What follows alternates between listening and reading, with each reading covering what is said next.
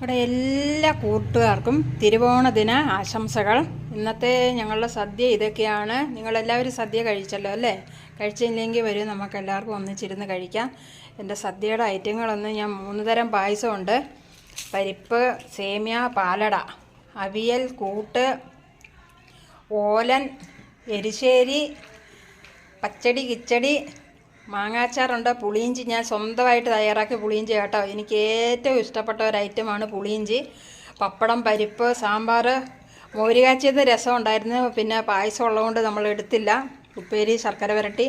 പിന്നെ നമ്മുടെ കൊല്ലത്തിൻ്റെ സ്പെഷ്യൽ ബോളി ഉണ്ട് കേട്ടോ. സദ്യ സ്പെഷ്യൽ ബോളിയും സേമിയയും കൂടെ കഴിക്കാൻ വേണ്ടിയിട്ടാണ്.